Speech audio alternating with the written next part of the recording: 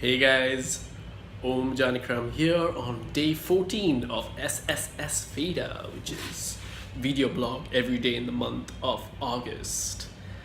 This initiative is brought to you by SavvySexySocial.com. You guys should check it out. It's basically video blogging every day in the month of August. And I started doing this about 15 days ago, and I have just been pumped up every day to do a new vlog and tell you guys something new every day.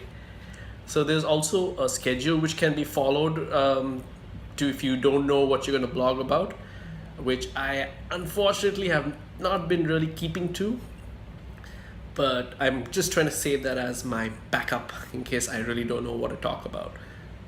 So today I want to tell you lovely ladies and gentlemen out there about this video which I saw recently.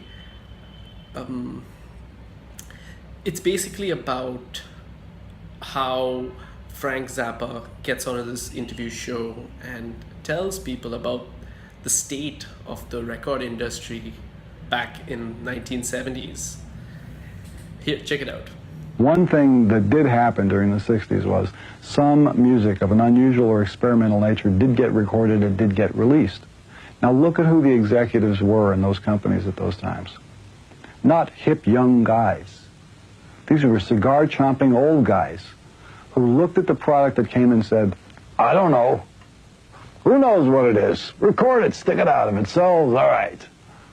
We were better off with those guys than we are now with the supposedly hip young executives, who are making the decisions of what people should see and hear in the marketplace.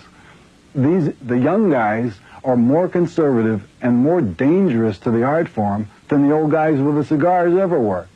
And you know how these young guys got in there? The old guy with a cigar, one day goes, well, I took a chance. It went out and we sold a few million units. All right, I don't know what it is. Well, we got to do more of it. I need some advice. Let's get a hippie in here. So they hire a hippie. They bring in a guy with a long hair. Now, they're not going to trust him to do anything except carry coffee and bring the mail in and out. He starts in there.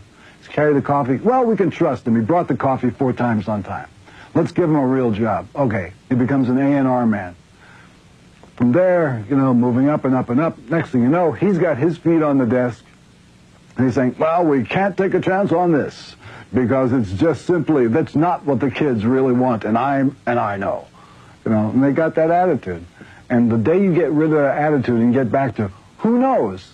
Take a chance, that entrepreneurial spirit where even if you don't like or understand what the record is that's coming in the door, the person who is in the executive chair may not be the final arbiter of taste of the entire population, So what I really got from that, or what really resonated to me, was when he said, who knows? And right up to the point where he says, who knows, you're probably thinking, what is this guy saying? Then it clicked to me, it's like at some point of time, we all reach this point where we think we know everything. But the fact of the matter is, he's not trying to diss the new guys who are trying to make it to the top, or he's not trying to diss the old guys for not knowing what sells out there and what doesn't.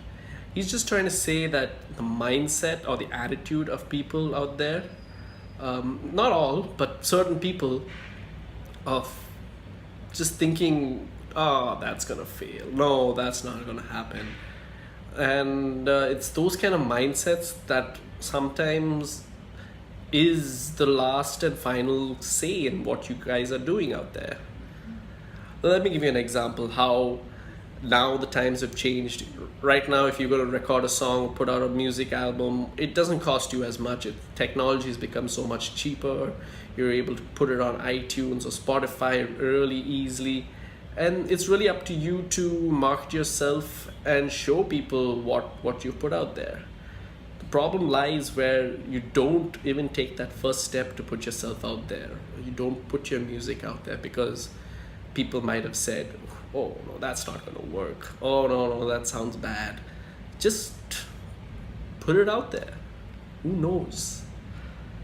So like I said, that's really what resonated out when we started doing this SVEDA or SSSVEDA, I was seeing so many people out there who said, we don't know what's going to happen, but we're going to do it. And here we are on day 15, still doing it. And hopefully we're going to be continuing this for the rest of our lives, because it's exciting, it's fun. And even though it's a little hard to have to squeeze in an editing time here and there, or think about it in the back of your head, it's going to become like clockwork. And then before that, even if you're just getting 4 to 5 views, that is actually an original audience who are there to see what you've got to put out.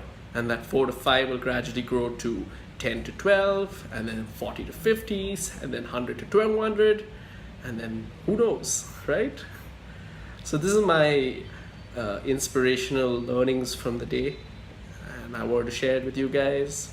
Special shout out to Kim and Allegra out there. Thank you so much for coming in and leaving some beautiful comments. I'm gonna see you guys tomorrow. Right? Yeah, tomorrow. Cheers.